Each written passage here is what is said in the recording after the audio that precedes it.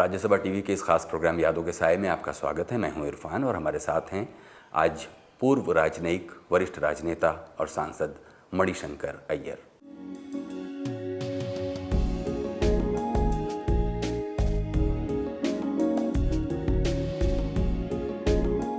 मणिशंकर अय्यर भारतीय विदेश सेवा में अफसर से राजनेता बने मणिशंकर अय्यर बचपन से ही फिल्मों के शौकीन रहे हैं।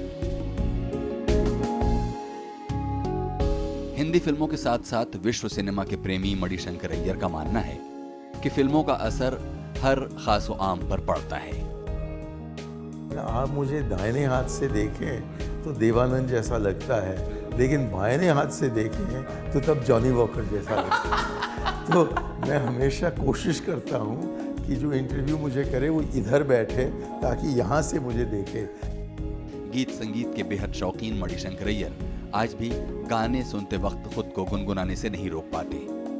धर्मनिरपेक्षता को फिल्मों का सबसे मजबूत पक्ष मानते हुए इसे गंगा जमनी तहजीब का पैरोकार मानते हैं। सिनेमा से बेहद प्रभावित मणिशंकर अय्यर इसे बहुत हद तक वास्तविक जीवन के करीब मानते हैं। राजनीति में करीब 2 दशक गुजार चुके मणिशंकर अय्यर सिनेमा को सिर्फ मनोरंजन का साधन नहीं मानते। उनका मानना है कि फिल्मों ने हिंदुस्तानी तहजीब के सतरंगी पहलुओं पर बखूबी रोशनी डाली है।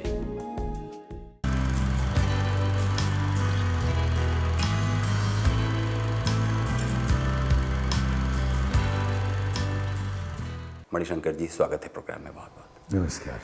हमको बताइए कि जिस तरह प्रकृति में बहुत सारी चीज़ें हैं और वो प्रकृति ने बनाई, इंसान ने सिनेमा बनाया, 20वीं सदी की एक नायाब ईजाद। अगर वो न होता हमारे समाज में तो क्या कमी होती?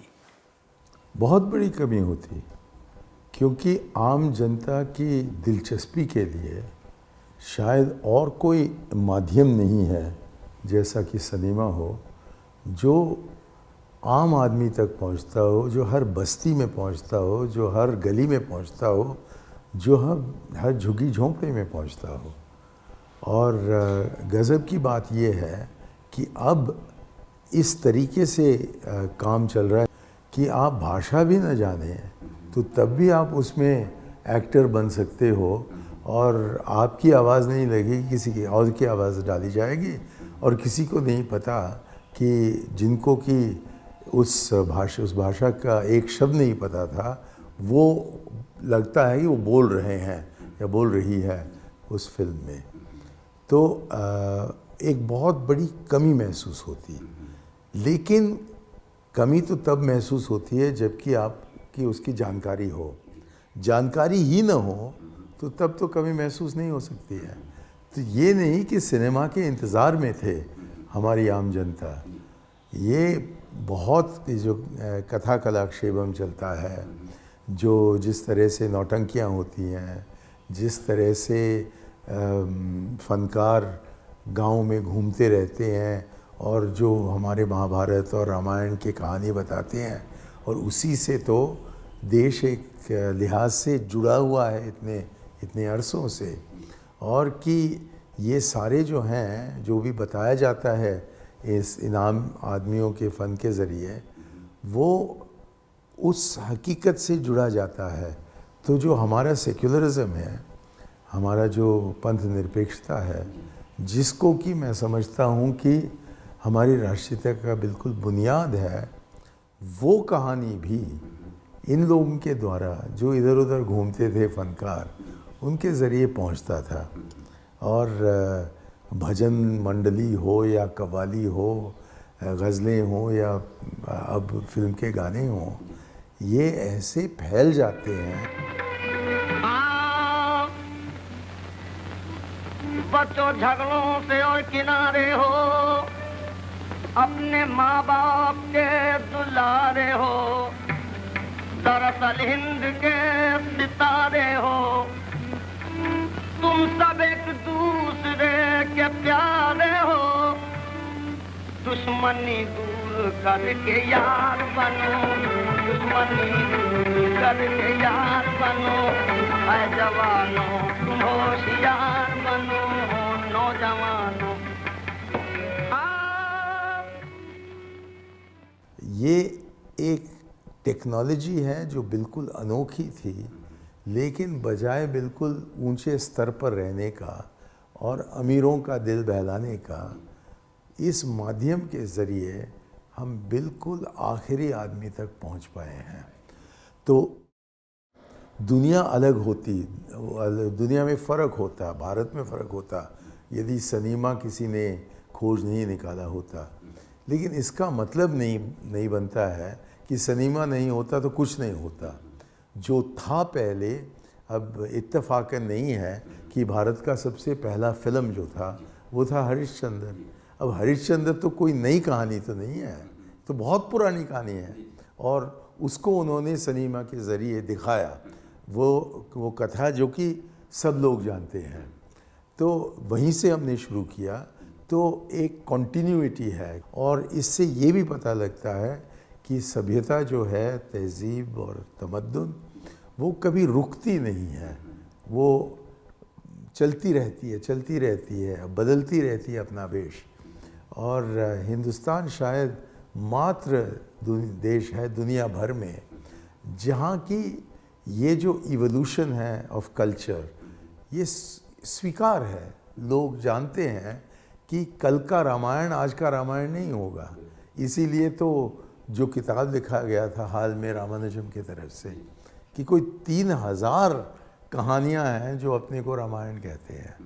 तो वैसे ही जो नए नए चीज़ आते हैं, अनोखी चीज़ आते हैं, उनको जोड़ते चले जाते हैं। जहाँ तक कि मेरी जानकारी है, यहाँ मुसलमानों में मात्र हिंदुस्तान में कव्वाली की विरासत है। क्यों? क्योंकि हमारे भजन मंडलियाँ थे, और इसलिए एक दूसरे से लेना देना तो बहुत ही पहले शुरू हो गया था। कम लोग जानते हैं कि जो हिंदी भाषा है उसका शुरुआत तो निज़ामुद्दीन औलिया में हुआ, और कि वहाँ हज़रत अमीर खुसरो साहिब ने जो यहाँ की ब्रजभाषा थी उसको उन्होंने तुर्की और अरबी और फ़ारसी से जोड़ा, और वहीं से हिंदवी नाम का एक भाषा उभर कर आया। और जबकि मैं मुग़ल आज़म जैसे पिक्चर देखता हूँ और अकबर को दिखाते हैं उर्दू बोलते हुए, तो उर्दू बेचारे अकबर को तो बहुत ही चौंक उठते होंगे, बहुत कब्र से उठते होंगे कि मैं जो फ़ारसी बोलता था, मुझ पर ये इल्ज़ाम थोपा जा रहा है कि जो शिविर में भाषा बोली जाती थी ये उर्दू, इसको उन्होंने मेरे मुंह में ले आए हैं।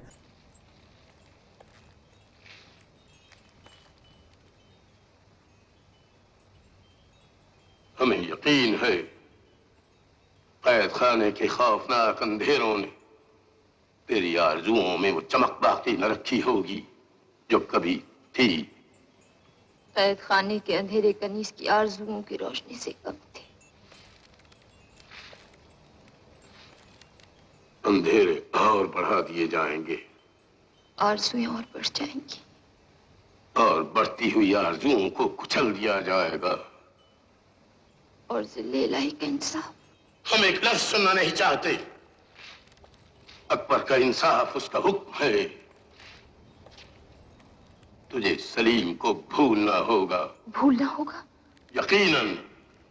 बहुत कम लोग जानते हैं कि मीर तकी मीर के पहले कोई उर्दू भाषा का नाम ही नहीं था। ये तो वो भाषा थी जो कि बहुत ही आम आदमी बोलता था शिविरों में, क्योंकि उनको न फ़ारसी पता था, न अरबी पता था, न वो भाषाएं पता था जो कि दरबारों में बोला जाता था। फिल्मों की ये जो आभासीय दुनिया है वो एक तरफ है, उसकी वास्तविक दुनिया दूसरी तरफ है। अब आप खुद हाउस में वास्तविक दुनिया भी सत्यजीत राय के पिक्चर में देखिए। 2 फ्रेंच पिक्चर मुझे याद आते हैं, 2 या 3 शायद। एक आ 4 du matin, जिसका मतलब बनता है कि सुबह के 4 बजे। ये किस लैंग्वेज की फिल्म है? फ्रेंच में। मैं फ्रेंच मेरी भाषा है, compulsory foreign language foreign service में।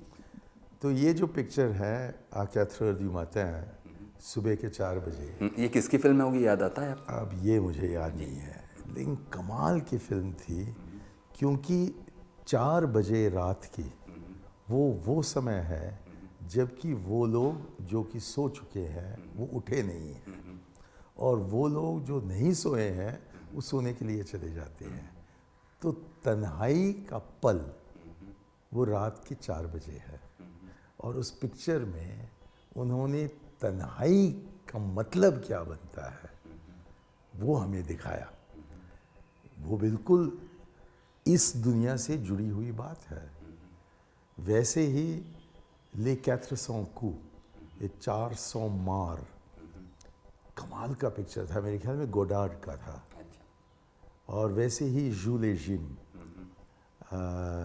जूल्स एंड जिम, और फिर एक और पिक्चर था ऐसे ही इटालियन में लावेंटूरा, और फिर ला डोल्चे वीटा। इन सब को मुझे देखने का मौका मिला क्योंकि मैं विदेश में पढ़ रहा था और फिर फॉरेन सर्विस में रहा, तो इनसे भी मैं बहुत ही प्रभावित हुआ हूँ। फिर एक Swedish film scenes of a marriage, उसको देखना मुश्किल था क्योंकि कैसे एक शादी बर्बाद हो जाती है जबकि बेवफाई होती है। उसको देखकर मेरे ख्याल में हर मर्द को दिखाना चाहिए कि ज़रा सावधान रहो। अब यहाँ पर एक वक्त है कि हम आपको टोकें, यादों में थोड़ा पीछे जाएं, तो वो कौन सी पहली फिल्म आपकी ज़िंदगी की होगी जो आपको अभी याद आती है? ये मेरी माँ ने मुझे बताया है कि दशक 40 में एक पिक्चर चली थी किस्मत। क्योंकि मैं इतना छोटा था कि उसका स्मरण अब तक मेरे मन में नहीं है, और ये बस मुझे बताया गया है, इसलिए मैंने सोचा कि आपके सवाल का जवाब मैं वहीं से शुरू बहुत बढ़िया है। लेकिन जहाँ से याद साथ देती है वहाँ से कौन सी ऐसी फिल्म है जो स्मृतियों में बसी रह गई अभी भी? जो मेरे मन में है सबसे पहले और जिसका प्रभाव रहा, वो एक तमिल पिक्चर था मीरा, जिसमें कि MS सुब्बलक्ष्मी पहले मर्तबा फिल्मों में भाग ली। वो शायद बहुत कम उम्र की होंगी तब, और उसके रिकॉर्ड्स वो जो 78 के होते थे ना RPM के, 78 RPM, वो मेरे पिताजी ने सारे ख़रीद लिए थे। और हमारे यहाँ एक ग्रामोफोन हुआ करता था, तो उसमें उन गानों को हम बहुत सुनते थे। और एक बहुत मशहूर गाना है उस ज़माने का, काटनिले वरुम गीतम, जिसका मतलब है कि जो जंगल से उभर के आता है गाना।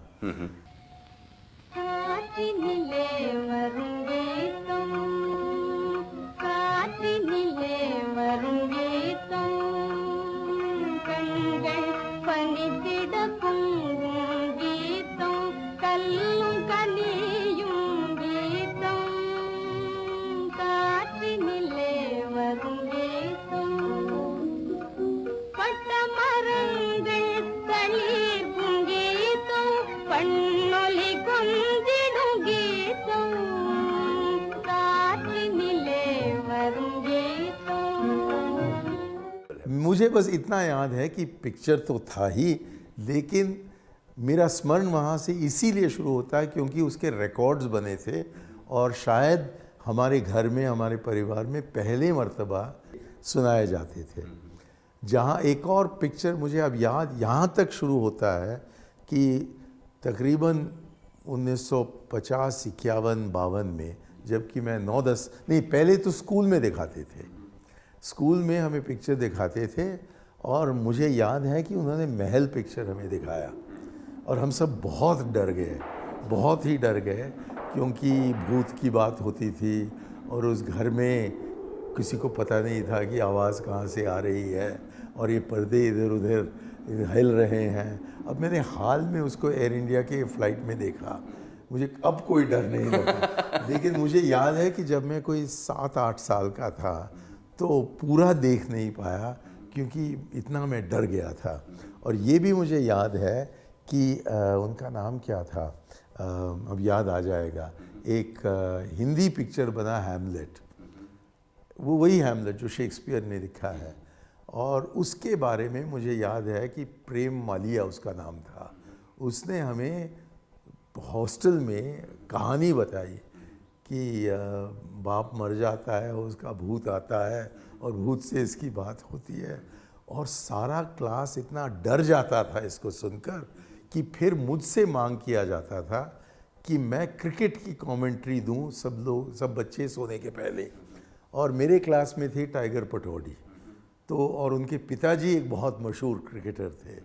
तो सबको शांत करने के लिए और सबको डर से हटाने के लिए ये प्रेम अपना एक कहानी बता देता था। तत्पश्चात मुझसे कहा जाता था कि मैं कल्पना करूं एक क्रिकेट मैच का जिसमें कि टाइगर बहुत आगे बढ़ जाए और फिर उसके तालियां बजाते हम सो जाते। फिर जब हम यहाँ अब ये याद आ रहा है, मेरे पिताजी एक चार्टर्ड अकाउंटेंट थे और उनके क्लाइंट्स में से वो लोग थे जो 2 सिनेमा दिल्ली में बहुत मशहूर चलाते थे।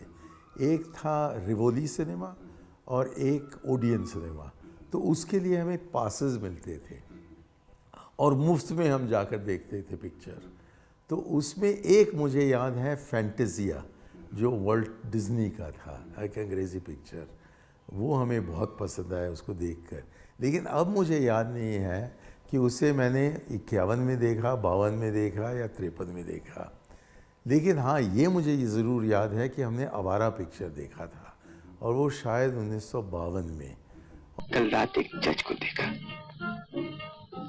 मुझे बहुत अच्छा लगा। मैं जज बनूंगा। तब तक तुम मुझे चंगी नहीं कहो। चंगी।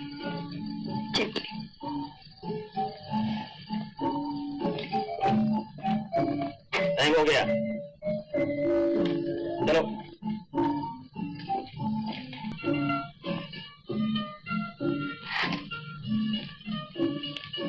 तुम्हारा कसूर नहीं, मेरी सूरत ही ऐसी है।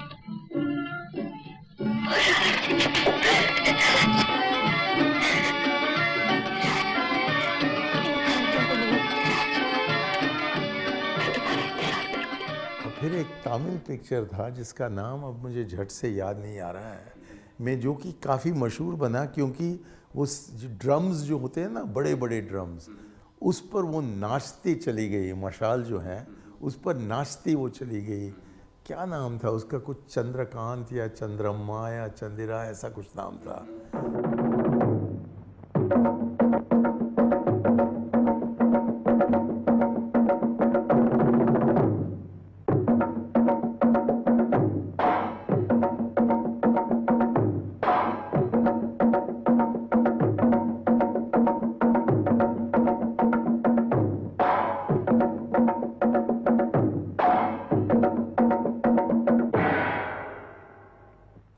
और तो उसके बाद ही याद आता है जबकि हम कॉलेज पहुँचे। स्कूल में भी हम देखते रहते थे और मुझे ये याद है कि कौन सा पिक्चर था जिसको कि मैं जाकर पहले मर्तबा देखा अकेला। अच्छा। परिवार मेरे के साथ नहीं गया, मुझको पैसे दिए गए थे और उसको हाथ में रखते हुए, जेब में रखते हुए साइकिल पर चढ़कर मैं सिनेमा पहुंचा। ये देहरादून के घंटाघर के बगल में है और वहाँ मेरे ख्याल में 1 रुपये 4 आने के लिए टिकट हमने ख़रीदा। अंदर गए, बैठे और देवानंद को देखा सीआईडी में। ही आंखों में इशारा हो गया, बैठ बैठ जीने का सहारा हो गया। आंखों में इशारा हो गया, बैठ बैठ जीने का सहारा हो गया। आंखों में।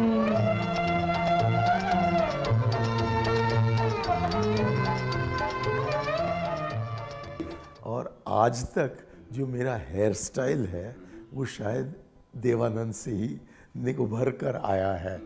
खैर अफसोस की बात है कि वैसे बैठता नहीं है जैसा कि देवानंद का बाल बैठता था। लेकिन आज शुक्र है कि पता नहीं कि कौन सा रुख आप दिखा रहे हैं इस कैमरा में, लेकिन आप मुझे दाहिने हाथ से देखें तो देवानंद जैसा लगता है, लेकिन बाएं हाथ से देखें तो तब जॉनी वॉकर जैसा लगता है। तो मैं हमेशा कोशिश करता हूँ कि जो इंटरव्यू मुझे करे वो इधर बैठे ताकि यहाँ से मुझे देखे, लेकिन आप तो इस तरफ बैठ चुके हैं तो जॉनी वॉकर का ही रुख आपके। तो जॉनी वॉकर में भी कोई बुराई नहीं है, हम समझते हैं। फिर बस देवानंद के बड़े फ़ैन बन गए। और मेरे पिताजी का मौत अचानक हो गया था जबकि मैं 12 साल का था। उनका विमान के हादसे में, वो अक्सर इधर उधर घूमते थे हवाई जहाज़ों में, उस ज़माने में जबकि बहुत कम लोग हवाई जहाज़ से सफ़र करते थे। लेकिन वो बम्बई जा रहे थे और यहाँ दिल्ली में से टेक ऑफ होते ही विमान गिर गया और उनका इंतकाल वहीं मौके पर हो गया। तो वो काफ़ी अमीर थे और हमें कुछ किसी चीज़ की कमी नहीं रही थी, क्योंकि वो मात्र 45 साल के थे। उन्होंने कोई विल नहीं छोड़ा और क्योंकि वो इनकम टैक्स एडवाइज़र खुद थे तो उनकी सरकार को दिखाने के लिए कोई आमदनी नहीं थी। तो जब अचानक उनका इंतकाल हुआ तो तब बहुत संकट में पड़ गई परिवार। फिर अचानक एक और कागज़ निकल आया, एक life insurance policy London and Lancashire company का, जिसकी कोई जानकारी किसी को नहीं थी, लेकिन उसमें कोई 3 लाख रुपए थे, जो कि उस ज़माने के पैसे में बहुत ज़्यादा था। तो उस 3 लाख रुपए लेकिन माँ को नहीं मिला, क्योंकि वो इंटेस्टेट थे और हिंदू कोड बिल तब तक नहीं आया था। तो हम जो 3 लड़के थे, मैं सबसे ज्येष्ठ 12 साल का, हमको वो पैसा मिला और हमने अपने माँ को अपना काम, हमारे देखभाल के लिए हम उनको एक तनख्वाह देते थे और ये सब गार्डियनशिप कोर्ट के अंतर्गत किया जाता था। और माँ ने तय किया कि बजाय वो करने का जो कि आम विधवा करती कम उम्र में, कि एक मकान ले लिया जो पैसे हैं उसके साथ और 2 मंजिल किराए पर दे दिया और 1 मंजिल में वो रहे, उन्होंने कहा कि हालांकि जो शिक्षा इनको बच्चों को दिया जा रहा है वो सारे देश में सबसे महंगा शिक्षा है, उसको हम देंगे, उसको हम अहमियत देंगे। और वो देहरादून गई जिस स्कूल में मैं पढ़ रहा था और हेडमास्टर से मशवरा, एक समझौता कर दिया कि वो हमें स्कूल से निकाल कर घर बिठाएंगे। बोर्डिंग स्कूल था, लेकिन हम 2-4 लड़के थे जो कि क्या कहते हैं, डे स्कॉलर्स थे, लेकिन हमें स्कूल का कार्यक्रम को अपनाना था। तो हम सुबह 6 बजे पहुंचते थे पीटी के लिए सुबह, और रात के 10-11 बज जाते थे घर वापस लौटने में। लेकिन जो फीस जमा करना था वो कम हो गया था और घर में काफ़ी सादगी से हम रहते थे। मिसाल के तौर पर कोई फ़ैन नहीं थे और जो बच्चे हमारे स्कूल में होम क्लोथ्स कहते थे बड़े गर्व से, हमारे पास कोई होम क्लोथ्स तो थे नहीं। तो मैं, होम क्लोथ्स का मतलब कि जो स्कूल की वर्दी ना हो, लेकिन हमारे स्कूल की वर्दी में ही शाम के वक्त पहनने के लिए सफ़ेद कमीज़ और सफ़ेद पतलून का इंतज़ाम था।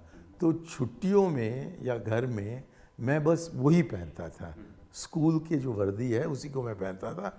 जबकि 14-15 साल के वक्त जब लोग फैशन करने लगते हैं और मैं देखता था कि मेरे साथ जो बहुत ही अमीर लोगों के बच्चे पढ़ते थे, उनके बड़े शानदार टी शर्ट, और टी शर्ट नहीं था उस ज़माने में, बुश शर्ट्स हुआ करते थे, तो वो निकालते थे और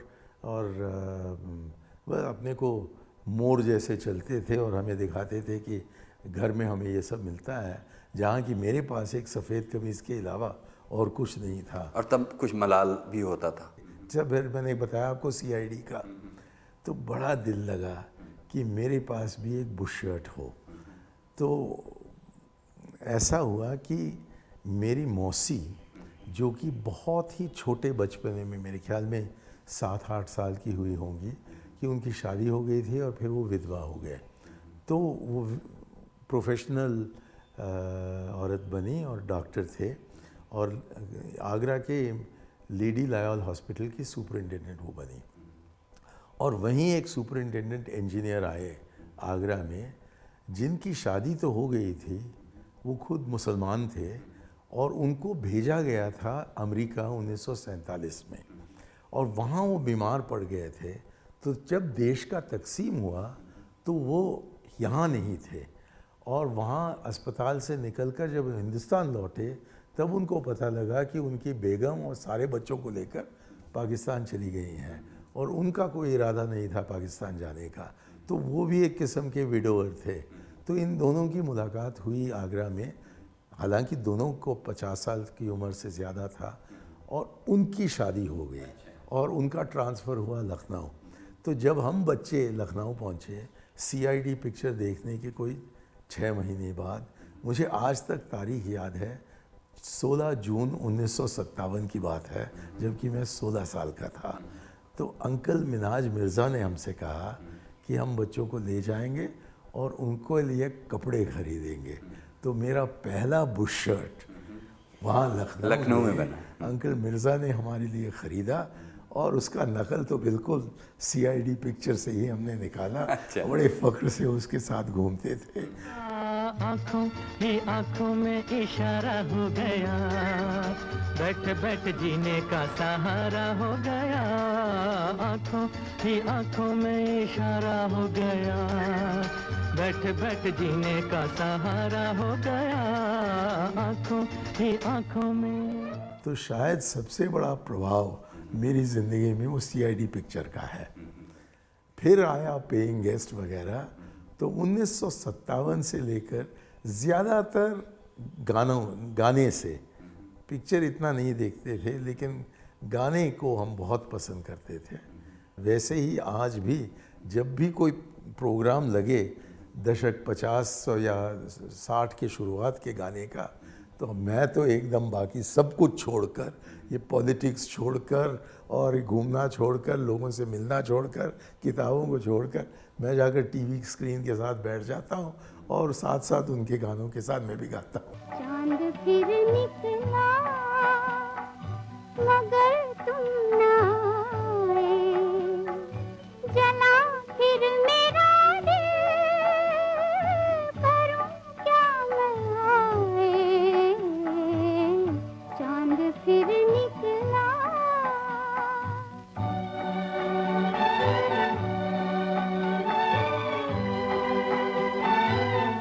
ये रात कहती है वो दिन गए तेरे, ये जानता है दिल कि तुम नहीं मेरे।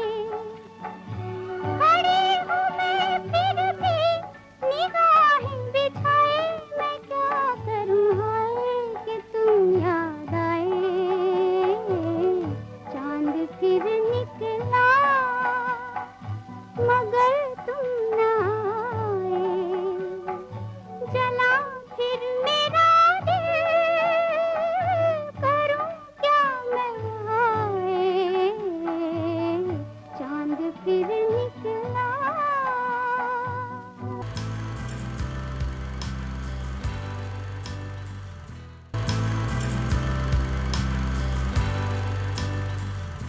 स्वागत है एक बार फिर से प्रोग्राम यादों के साए में। आज हमारे साथ हैं पूर्व राजनयिक, वरिष्ठ राजनेता और सांसद मणिशंकर अय्यर।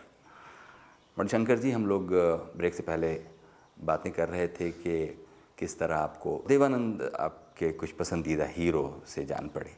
हीरोइन में अगर याद करें, हीरोइनों में तो वो कौन सी हीरोइन है जो आपको जादू आपके ऊपर उसका वो छाया? सीधा आप आ गए हैं उनका जिक्र करने का, जो कि मेरे मन में था ब्रेक के पहले भी। मैं आपको ये बता रहा था कि मैं बहुत अमीरों के जहाँ स्कूल जो था उसमें मेरी पढ़ाई हुई थी। कौन सा स्कूल शुरू है? में डून स्कूल देहरादून, उसके पहले वेलम स्कूल। अब जबकि पहले हम स्कूल में दाखिल हुए तो तब हम भी उन्हीं के समान एक अमीर ख़ानदान के थे, लेकिन पिताजी के हादसा के पश्चात हमारे जो साधन थे काफ़ी सीमित हो गए थे। और तभी उसी उम्र में मैं कोई 14-15 साल का हो रहा था और देखता था कि जो बिल्कुल उल्लू लड़के हैं वो इतने अमीर हैं और ये सामाजिक अन्याय क्यों चल रहा है। तो जबकि ऐसे सोच मेरे मन में उभरने लगे तो 2 पिक्चर देखने का मौका हमें मिला। एक था मदर इंडिया, जिससे कि हम किसानों की मुश्किलात से, की पीड़ा से वाकिफ़ हुए। तो नरगिस जिनको कि मैंने देखा था आवारा में, और उस उम्र में मैं कोई 10-11 का था तो पता नहीं लगा कि कितने सुंदर हैं वो। लेकिन जब मदर इंडिया में उनको देखा और वहाँ तो वो एक माँ के रोल अदा कर रही थी, तो उससे मुझको पहले बार एक किस्म का परिचय हुआ गुर्बत से, और किस तरह से हमारी जनता, आम जनता और बहुत बड़े पैमाने में पीड़ित है, और कि उनका सेवा करना मुझे लगा कि यही सही काम होना चाहिए ज़िंदगी में। हट जा, हट जा।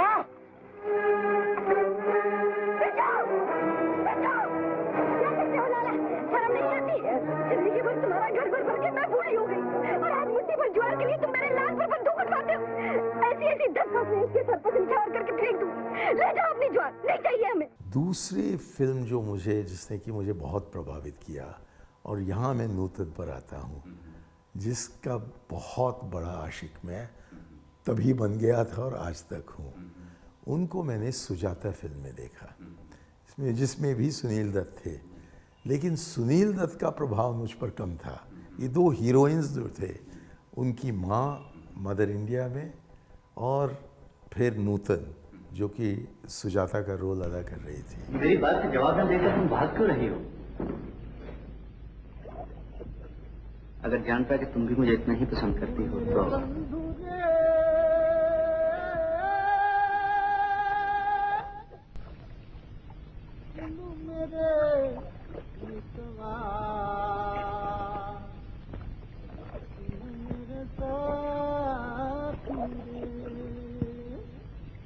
चुप क्यों हो? जवाब नहीं दोगे? जानती हो सुजाता, मैंने एक सपना देखा है। कैसा सपना? तुम्हारे जूड़े में चंद्रमल्लिका का एक फूल, माथे पर लाल चंदन की बिंदिया। लेकिन तब देखकर कि ये छूआछूत का मतलब क्या बनता है, कि कैसे एक निजी जीवन पर उसका प्रभाव पड़ता है, उससे मुझे लगा कि हमें इस सामाजिक अन्याय को हटाना बहुत ही ज़रूरी है। और तीसरी चीज़ जो इस बीच में आ गई, और वो भी अंकल मिर्ज़ा से जुड़ा हुआ था, ये पेइंग गेस्ट का पिक्चर तभी आया था, जिसमें कि देवानंद एक मुसलमान ट्यूटर का रोल खेलते हैं। अब जबकि मैं उस पिक्चर को देखता हूँ, मुझको बहुत अफसोस होता है कि उस ज़माने के हिंदुस्तानी हम आज के हिंदुस्तान में मुकम्मल तौर पर भूल गए हैं। उर्दू और हिंदी इतने जुदा हो गया है कि जब मैं कभी कभी उर्दू का इस्तेमाल के अल्फाज का इस्तेमाल करता हूँ, तो लोग मुझसे कहते हैं कि आप हिंदी क्यों नहीं बोलते हो। लेकिन तब दोनों भाषाएं जुड़े हुए थे, और लोग भूल जाते हैं कि दोनों भाषाएं इसी सरजमीन से जुड़े हुए हैं। कहीं इस उर्दू का आयात कहीं से नहीं हुआ। तो और इसलिए जो पंडित जी कहते थे ज़माने में कि हिंदुस्तानी बनना चाहिए हमारे देश का राष्ट्रभाषा, मुझे अफसोस है कि बना नहीं। और कि आज के पिक्चरों को आप देखिए, या आज की जो आम भाषा है उसको देखिए, पार्लियामेंट में जो भाषण होते हैं उसको सुनिएगा, तो उसमें वो हिंदुस्तानी रफ्ता रफ्ता निकल रहा है और हिंदी आ रही है, और उर्दू बोलने वाले जो हैं वो रफ्ता रफ्ता और भी जुदा हो रहे हैं हमारे समाज से। खैर वो अलग बात है। लेकिन पेइंग गेस्ट में किसी को ये अनोखी नहीं लगा कि देवानंद एक मुसलमान ट्यूटर का रोल अदा कर रहे हैं, और कि उनके ज़बान में बहुत सी उर्दू है और बहुत से वो अल्फाज हैं जो कि हम इस्लाम धर्म से जोड़ते हैं, माशाल्लाह कहना वगैरह। तो सेक्युलरिज़म को भी हम उससे सीखे। और आज के दिन मैं कहूँ, इस उम्र में जबकि मैं 71 साल का हो गया हूँ, और कि मैं भी पला हूँ उसी ज़माने में जबकि हिंदी सिनेमा पली है और यहाँ तक पहुँच गई है कि बॉलीवुड अब हॉलीवुड का मुकाबला कर रहा है, कि एक सिद्धांत से ये बॉलीवुड कभी हटा नहीं है, और वो है धर्मनिरपेक्षता। और आप अलग भाषाओं में जो सिनेमा देखें, बंगाली हो, तमिल हो, तेलुगु हो, मलयालम हो, सब ने जो हमारी गंगा यमुना तहजीब है उसको उन्होंने हमेशा कायम रखा है। ये रामायण इतनी मीठी है कि जब भी इसे छोड़ने लगे यही मालूम होता है जैसे भरे हुए थाल पर से उठ बैठे हैं। आंखें थक जाती हैं, जी नहीं थकता। तो और पढ़ो, अभी बांग नहीं हुई।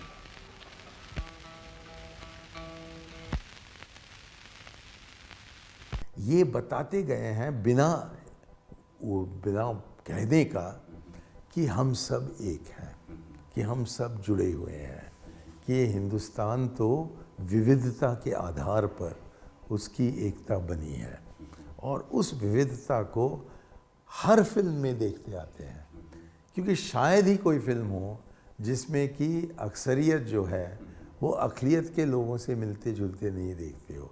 कभी कभी लोगों को नाराज़ हो जाता है कि गोवा के क्रिश्चियन को स्कर्ट्स में दिखाते हैं, नाचते दिखाते हैं, और कुछ गोवा के कैथोलिक्स हैं जो कि कहते हैं कि ऐसी हमारी छवि क्यों बनाते हो। लेकिन मुझको नहीं लगता है कि किसी ने इसको एक बुरी लिहाज से देखा है। सोचा है कि सिख हो, और अब सिखों का बहुत बड़ा रोल हो रहा है पिक्चरों में, कि सिख हो, जैन हो, बौद्ध हो, ईसाई हो, मुसलमान हो, नास्तिक हो, हिंदू हो, हम सब इस देश के एक हिस्से हैं। और जिस तरीके से हिंदी सिनेमा ने, ख़ास तौर पर हिंदी सिनेमा ने, लेकिन मैं सारे सिनेमाओं को जोड़ूंगा इसमें, कि हमारी जो राष्ट्रीयता है उसको कायम किया है, कि जो भावनात्मक मामले हैं, जज्बात से जो जुड़ा हुआ है, जिसको कि पंडित जी इमोशनल इंटीग्रेशन कहते थे, सिनेमा के सिवाय और कोई एक माध्यम नहीं है जिसने कि इतना काम न किया हो जितना कि इसने किया है। अब यहाँ हम थोड़ा सा पीछे एक बार वापस जाना चाहते हैं। आपने हीरोइनों का जिक्र करते हुए दो हीरोइनों के आपने नाम लिए, एक नरगिस और दूसरी नूतन, और दोनों ही बहुत ही अर्थपूर्ण फिल्मों की नायिकाएं थीं। मदर इंडिया और दूसरी तरफ सुजाता का आपने जिक्र किया। इससे अलग जो बहुत हल्की फुल्की मनोरंजन वाली फिल्में होती हैं, उनमें भी हीरोइनें और हीरो भी उसमें हैं। जब आप फिल्म के जादू में बंध जाते हैं और तब आपका तर्क काम नहीं करता, तो कौन सा ऐसा क्राइटेरिया और कौन सी ऐसी हीरोइन है जो अपने फ्लैम्बॉयंट कैरेक्टर की वजह से, अपने फिजिक की वजह से, अपनी सेक्स अपील की वजह से, अपनी ब्यूटी की वजह से आपके ऊपर जादू? हाँ, मैं इसको सेक्स अपील से हटाऊंगा, क्योंकि जिनका जिक्र मैं करने वाला हूँ हालांकि अति सुंदर थे, ये शब्द हम इस्तेमाल नहीं कर सकते उनके बारे में। एक तो थे वहीदा रहमान, और उनको मैंने जब प्यासा में देखा, और फिर मेरे ख्याल में 14वीं की चांद में भी थी वो, अब और फिर अंत में जाकर गाइड में, उनका कोई मुकाबला नहीं कर सकता है। लेकिन जब हम कहें कि मुकाबला नहीं कर सकता है, बिल्कुल हाल में मुझे मिस्टर एंड मिसेस 55 को दोबारा देखने का मौका मिला, और कि वही मधुबाला जो महल में थी, और फिर मिस्टर एंड मिसेस 55 में जिन्होंने बिल्कुल एक अलग चरित्र दिखाया, ये कहने को ऐसे फनकार बहुत ही कम होते हैं। मीना कुमारी के साथ तो हमें रोना पड़ता है, हर बार रोते ही रहते हैं, लेकिन रोने में, ट्रेजेडियन बनने में शायद उन जैसे एक ट्रेजेडियन हमने फिर नहीं देखा हो।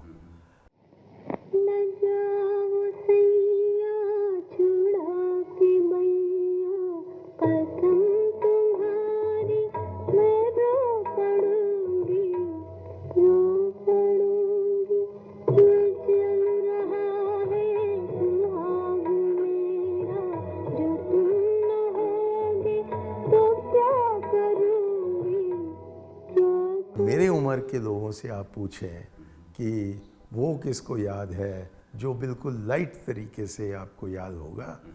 अभी हाल में मैं उनसे रूबरू मिला था, अब मेरी उम्र की हो गई हैं तो वो नहीं रहा, लेकिन झलक अब भी है, Zeenat Aman.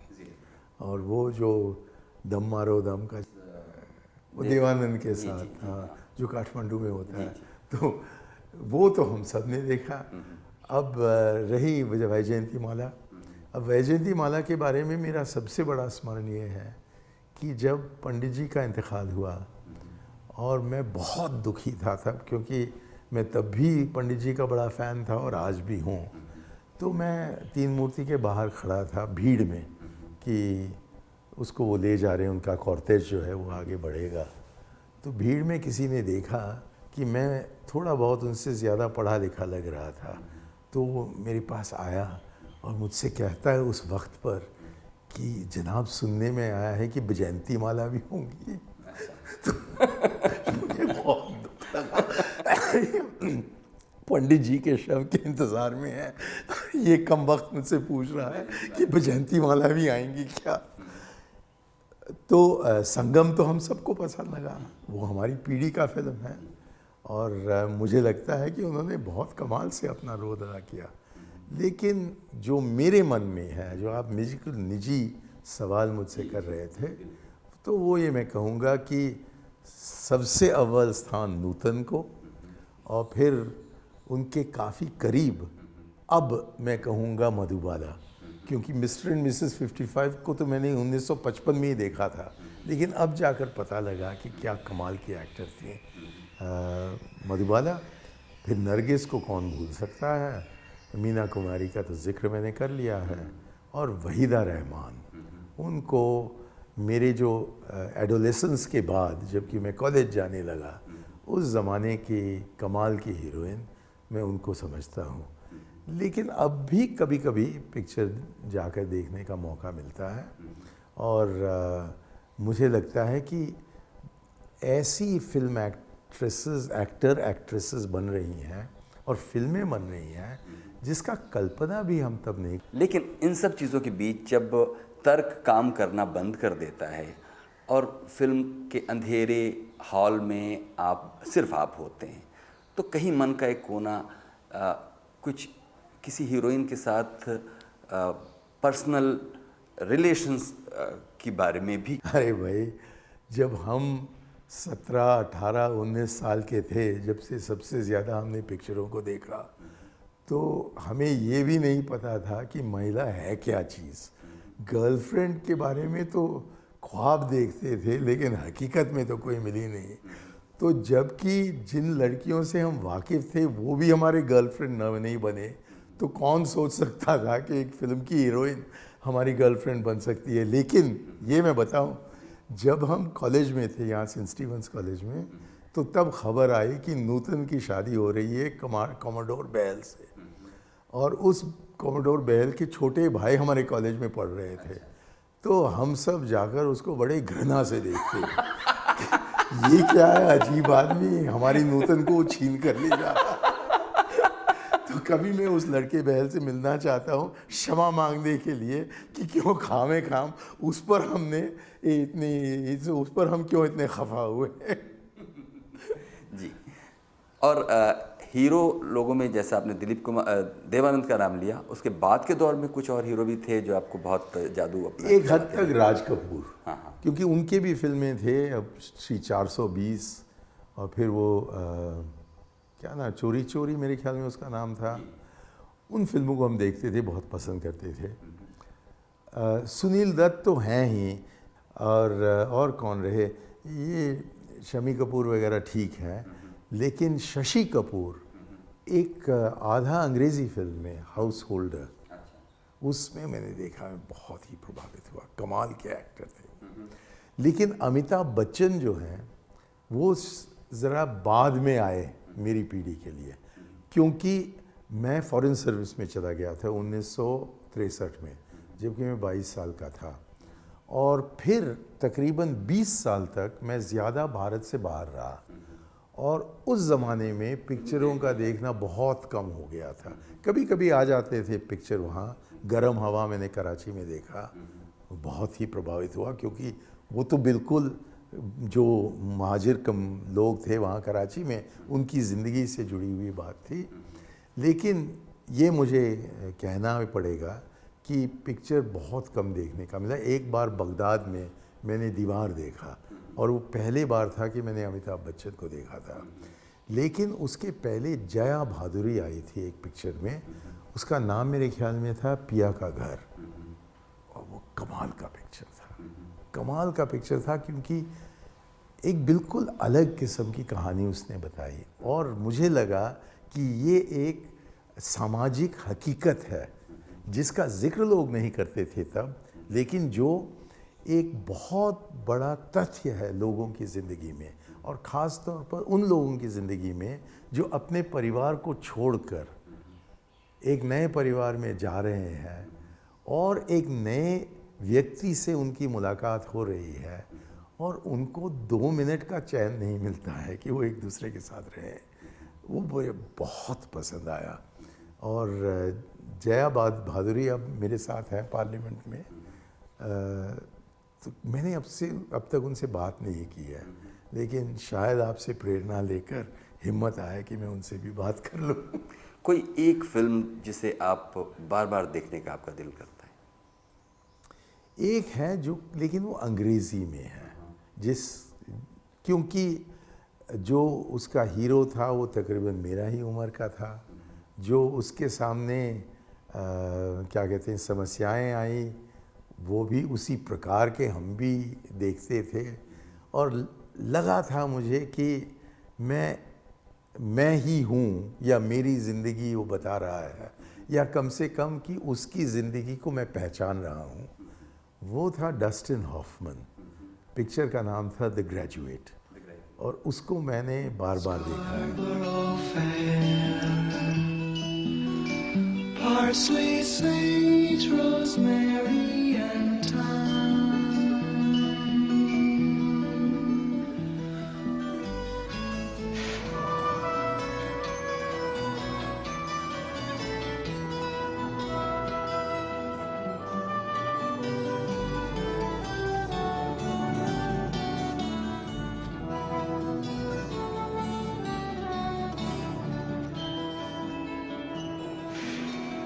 Is that him over there? No. Where did he say he was going to meet you? I thought he said by the monkey house. Oh, Benjamin, I would like to know what you're doing here. here in Berkeley? Yes. एक और film जो मुझे बहुत पसंद आया तब, और stage पर भी मैंने इसको देखा था, वो माई फेयर लेडी। तो ये 2 पिक्चर हैं जिनको कि मैंने अक्सर देखा है। और फिर जेम्स बॉन्ड आए, उनका डॉक्टर नो तो तभी आया था जबकि मैं कॉलेज से निकल रहा था। तो हम भी सोचते थे कि हम भी एक, जैसा आपने मुझे अभी जेब में दिया है ना, उसी किस्म का एक टेप रिकॉर्डर या कुछ हम जेब में रखें और वही जेम्स बॉन्ड का गाना लगाएं, और देखते वक्त लोग कोई मुझे पूछे कि आपका नाम क्या है, मैं कहूँ आयर, मनी आयर, और टड़ैंग टड़ैंग वो जेम्स बॉन्ड का गाना आए। I need another 1,000. I admire your courage, Miss... Trench. Sylvia Trench. I admire your luck, Mr. Bond. James Bond. Mr. Bond, I suppose you wouldn't care to, raise the limit? I have no objection. फिल्मों के गाने भी उनका अपना बहुत जादू है। और अगर नहीं, बॉलीवुड फिल्मों के जादू है। हाँ, बॉलीवुड ये खूबियत है इसकी। हाँ जी, हाँ, तो मैं ये कह रहा था कि अगर क्लीशे में कहें तो कश्मीर से लेकर कन्याकुमारी तक ये फिल्मों के गाने, चाहे विविध भारती हो या आज की तारीख में MP3 और जो दूसरे डिवाइसेस में, वो आपके इजीली अवेलेबल। माफ़ कीजिए, गुस्ताखी माफ़, लेकिन ये जो आप कश्मीर से कन्याकुमारी कहते हैं, मैं आपको एक मिसाल दूं कन्याकुमारी से कश्मीर का, और वो है वो पिक्चर जिसमें कि AR रहमान का नाम पहले निकल आया, मणिरत्नम का आया था, रोजा, जो कि दक्षिण से उत्तर के तरफ गया।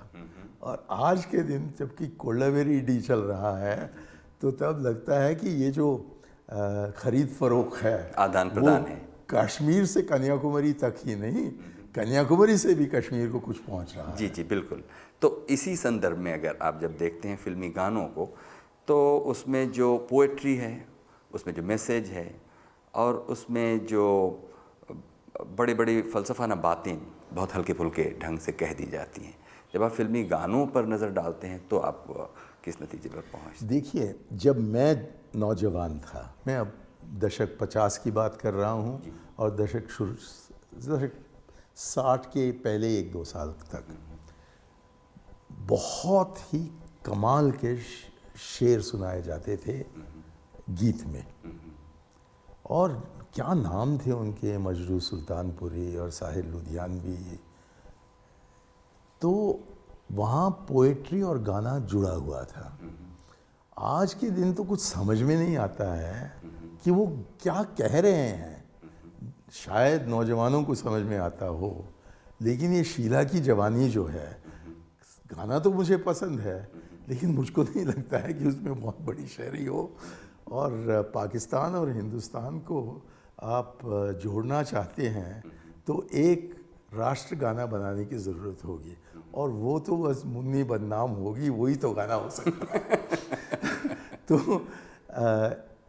वो अब भी, वैसे मैं ये नहीं कह रहा हूँ कि शेर व शायरी की जगह नहीं रही हमारी फिल्मों में। मैं तब 14वीं का चांद हो, प्यासा के जो गाने हों, उस किस्म की पोइट्री को आप देखिए तो शायद वो रफ्ता रफ्ता हमारी फिल्मों से निकल रहा हो।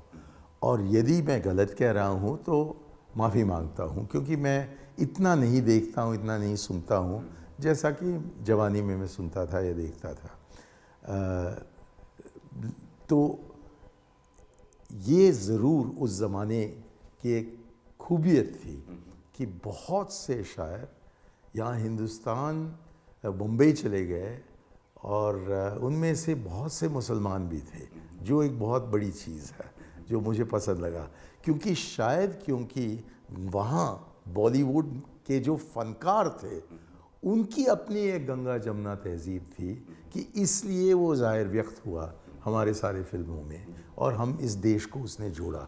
इस सिलसिले में मैं एक चीज़ कहना चाहता हूँ जो ज़रा हटा हुआ आपके सवाल से, वो ये है कि तमिलनाडु में जबकि 1965 के बाद ये हिंदी विरोध का आंदोलन चला, और आज तक हिंदी का जो AIR न्यूज़ होता है या जो दूरदर्शन का हिंदी न्यूज़ होता है, उसको प्रसारित करने की इजाज़त नहीं है तमिलनाडु में। लेकिन कोई भी हिंदी पिक्चर को रोक नहीं पाए, और हालांकि हिंदी विरोध का आंदोलन चला, जो हिंदी के पिक्चर थे वो जनता तक पहुँचे, और उसी से शायद हिंदी विरोध के खिलाफ एक किस्म का जज्बात पैदा हुए कि हम हिंदुस्तानी हैं, कि हम भारतीय हैं, कि हम इस देश के हैं। आपने कुछ फिल्मों के फुटकर नाम जो यादों में आते गए उनके नाम लिए, लेकिन अगर प्रिसाइसली ये पूछें कि कोई एक फ़िल्म आपको किस वजह से अच्छी लगती होगी, उसकी कहानी, उसमें कोई मैसेज, उसका क्राइटेरिया क्या होता होगा? देखिए, मैं एक बहुरूपिया व्यक्ति हूँ, इसलिए अलग अलग किस्म के पिक्चर के अलग अलग प्रभाव होता है और अलग अलग किस्म से पसंद करते हैं। हाल में जो मैंने दबंग का फिल्म देखा, वो इतना मज़ेदार था कि कभी कभी जब इधर उधर चलता हूँ तो मैं कह देता हूँ कि मैं भी हूँ चंकी पांडे, जैसा कि ज़माने में कहता था कि मैं देवानंद हूँ।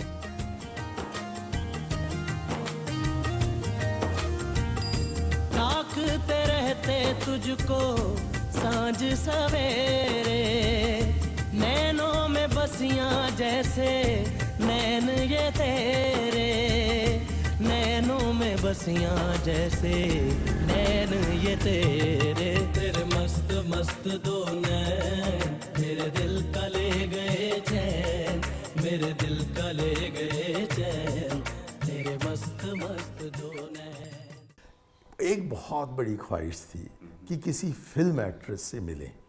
तो मेरे एक मित्र थे जिन्होंने कि मुझसे कहा, या वो बॉम्बे में रहते थे और एक पूंजीपति थे, तो अच्छा मकान था, पैसेदार आदमी थे। तो उन्होंने मुझे गोवा में फ़ोन किया और कहा कि वापसी में तुम बम्बई रुक जाओ, क्योंकि मेरे यहाँ एक बहुत बड़ी पार्टी है और मुमताज़ आ रही है। तो मैंने कहा, मुमताज़ से आमने सामने मिलने का मौका मिलेगा? तो उसने बड़ी खुशी से, आप आ जाइए, मिल लो। तो मैं पार्टी में पहुंचा और सबसे सुंदर जो औरत थी वहाँ, उससे मैं बातें करते ही रहा। तो जब हम बाहर निकले तो बीवी ने मुझसे पूछा कि लेकिन तुम तो कह रहे थे कि मुमताज़ से मिलना है, उससे क्यों नहीं मिले? तो मैंने कहा, क्या मैं मुमताज़ से नहीं बात कर रहा था? तो किसी मौका ही हाथ से निकल गया।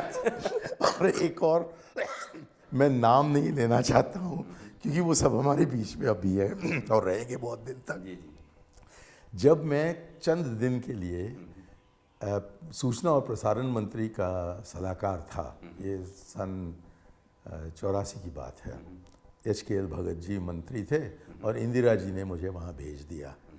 तो उस ज़माने में फ़िल्म फेस्टिवल हुई यहाँ।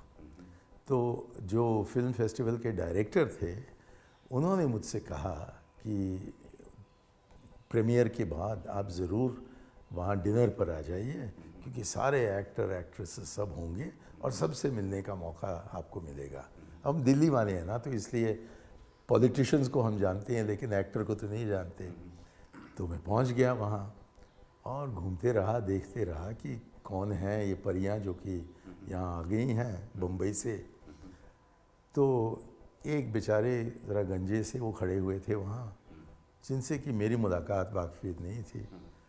तो मैं उनके पास गया और कहा कि मुझे तो ये फेस्टिवल की डायरेक्टर ने कहा कि बहुत से सुंदर परियां मिलेंगी, लेकिन मुझको तो लगता है कि सबसे सुंदर परी तो यही फिल्म फेस्टिवल की डायरेक्टर है। इन्होंने मुझसे कहा कि तुम नहीं जानते हो कि वो मेरी बीवी है।